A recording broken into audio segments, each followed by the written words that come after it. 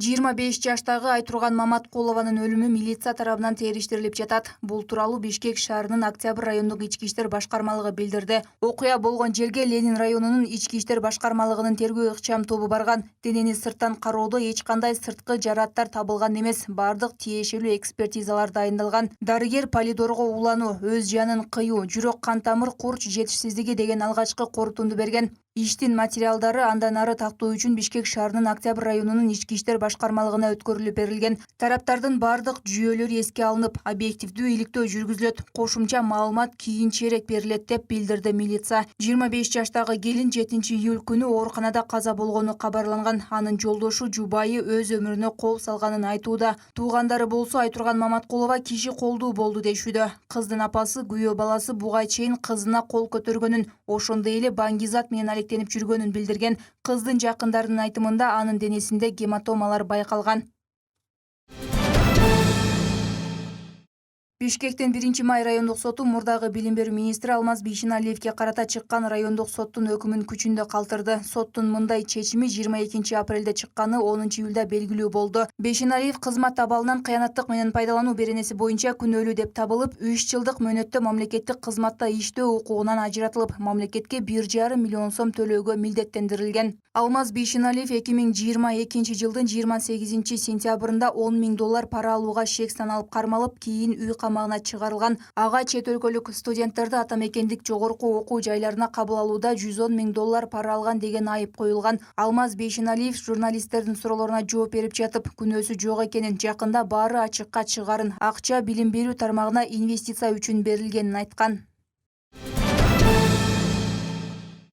Сокулук районунун Шопоков шаарында мыйзамсыз менчиктештирилген бала бакча мамлекеттин кирешесине кайтарылды. Бул тууралуу Улуттук коопсуздук мамлекеттик комитетинен билдиришти. УКМК тарабынан тергөөгө чейинки текшерүү материалдарынын алкагында Чүй облусунун Сокулук районундагы социалдык инфраструктуралык объектин мыйзамсыз менчиктештирүү фактысы аныкталды. Жүргүзүлгөн иш-чаралардын натыйжасында 1998 жылы Сокулук районунун Шопоков шаарында жайгашкан бала бакча жеке адамдар тарабынан мыйзамсыз менчиктештирилип кеткендиги аныкталган. Учурда бала бакчанын жалпы аянты 0,7 гектар жана пайдалуу аянты 371,1 чарчы метр мамлекеттин балансына кайтарылды. Анын баасы 35 миллион сомго жакын. УКМК мыйзамсыз менчиктештирилген объектилерди мамлекеттин балансына кайтаруу боюнча иштерди улантууда. Сөйтбек Саманов ден соолугуна байланыштуу мындан 22 жыл мурун пенсияга чыккан. 40 жашында кырсыктап, бир көзүнөн жаракат алган. Ошондо карманыбыздын пенсиясы айына 300 сомду түзсө, акырындап жогорулап олтуруп, азыр 15 000 сомго жетти. Башкача айтканда, 1-июлдан тарта пенсиясы 6900 сомго көбөйгөн. Эми Самановдун алган акчасы дары-дармек жана башка муктаждыктарына кенен жетип калды. 6909 сом акча кошулду.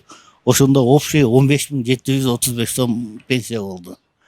Мен азыркы биздин руководствого чоң ыраазычылык билдирем. Биздин пенсияны ушундай чоң өлчөмдө көтөрүп бергенине.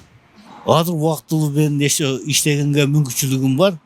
Пенсия чоң жардам. Менин мындайча коммунальный услугам, башка нерселериме жетет. Учурда Ош шаарында жалпы 28 000ден ашык пенсионер бар. 1-июлдан тарта алардын ичинен 9 000ге жакын жарандын пенсиясынын базалык бөлүгү көтөрүлдү. Жөнөкөйлөштүрүп айтканда, буга чейин 1300 сомдон пенсия алып келгендердин суммасы жогорулап, жашоо минимумуна теңдештирилди. Эң аз пенсия учурда 6900 сомду түзүүдө. Ошол толук эмес пенсия менен чыккан жарандардын пенсиялары бүгүнкү күндө көтөрүлдү. Алардын башта ошол талап кылынган стаж жетпегендиктен алардын пенсиясынын базалык бөлүгү пропорционалдык түрдө эсептелинген. Эми ошол базалык бөлүгү пропорционалдык түрдө эмес, толук 3170 сомго көтөрүлдү. Башта 2000 сом, 2500 сом, 1500 сом алып жүргөн болсо, ошолордун баардыгы камсыздан базалык бөлүгү 3170 сом. Дагы бир өзгөчөлүгү, бул 3-чү группадагы топтогу биздин майыптар бар. Алардын дагы базалык бөлүгү 50%, ал эми камсыздандыруу бөлүгү 100%га көтөрүлдү. Социалдык фонддон билдиришкендей, пенсиянын көлөмүн жогорулатуу 2 баскыч менен жүрөт. 1-июлдан тарта базалык бөлүгү көтөрүлгөн болсо, эми 1-октябрдан тарта пенсиянын камсыздандырылган бөлүгү 18%га көбөйөрү күтүлүүдө. Бул кабар пенсия жашына жеткен жарандарды кубандырып жатат. Мен алгач 2700 мен чыккам. Азыр 10700 алам. Кудайга шүгүр. Эме садырык рахмат. Президентибиз ушул эме пенсионерлерди сыйлап ушинтип пенсияга чыгарып, пенсияны көбөйтүп атат. Рахмат. Ошо азыркы президентибиз пенсионерге өтө жакындан жардам берип атат. Биз өтө сүйүнүп атабыз. Бул пенсиянын көтөрүлгөнү пенсионер үчүн өтө жакшы нерсе экен. Себеби бул бала чака деген бар, небере деген бар. Буларга азыр ошол жагынан бизге пенсия берсе, анан кийин тиричилик өтөт экен да. Мисалы мен пенсияга чыкканыма 3 жыл болуп атат. Биринчи чыкканда 6,5 менен чыккан болсом, кийинки этабында доор көтөргөн мезгилде 8.000 ашып көтөрүлдү.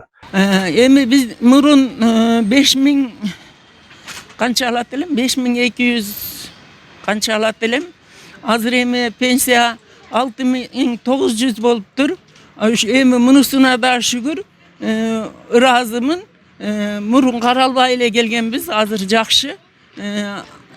Рахмат, рахмат.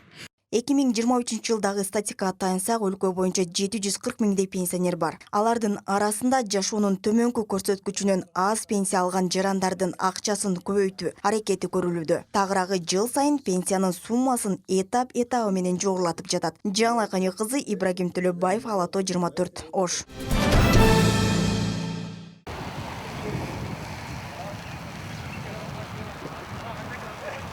Ош шаарындагы Жибек жолу аймактык башкармалыгында көп орундуу мектептин курулушу кайра жанданды. Билим берүү имаратын куруу иштери 2016-жылы башталып, котлован казылган боюнча токтоп калган. Тиешелүү адистер буга каражаттын жоктугу себеп болгонун айтышты. 21-жылдан баштап ушул астына свайлар казылган. Свайларды казып, аларды бетондогонбуз.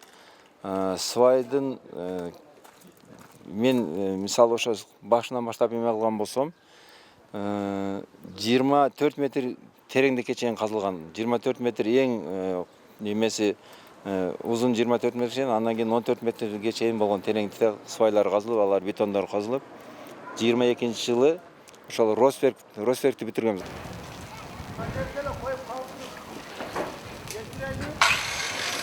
Учурда каржылоо үзгүлтүксүз уланып, жумуш ыргага жүрүп жатат. Жеринде 20дай куруучу иш алып барууда. Бир жума ичинде пайдубалы жана каркасы тургузула баштайт. Буюрса мына уже мынал эртең понедельниктен баштап кирпич уже кыноо иштери башталынат. Ага азыр даярдыкта жүрүп, ичинде анын каркасы, баягы каркас жесткость деп коебуз, анын горизонтальный вертикальный каркас жесткости делет. Ошол уголок российскийден ошодон азыр мына сварщиктер иштеп, бул жерде жасап атат аны.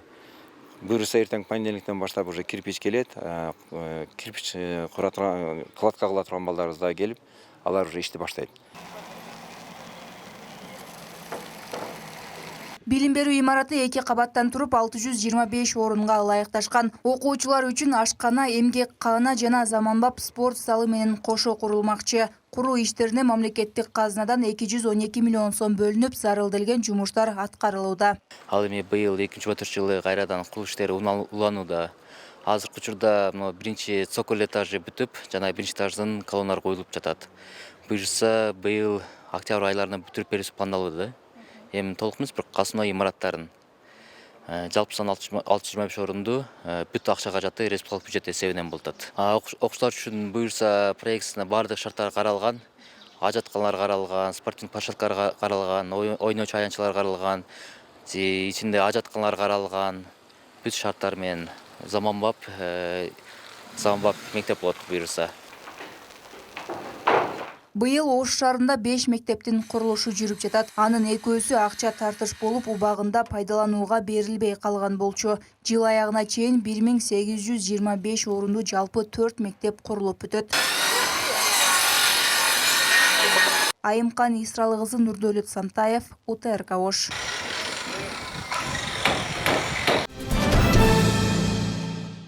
Бүгүн Бүгүн Чолпон Ата шаарында аскердик кармаш уруш боюнча КМШ өлкөлөр арасында эл аралык 16-чы спартакиада башталды. Дене тарбия жана спорт департаментинен билдиришкендей, мелдешке Кыргызстан, Казакстан, Өзбекстан, Тажикстан, Беларусь жана Орусиядан келген 80ден ашык спортчу катышууда. Эл аралык спартакиада 10 июль күнү жыйынтыкталат.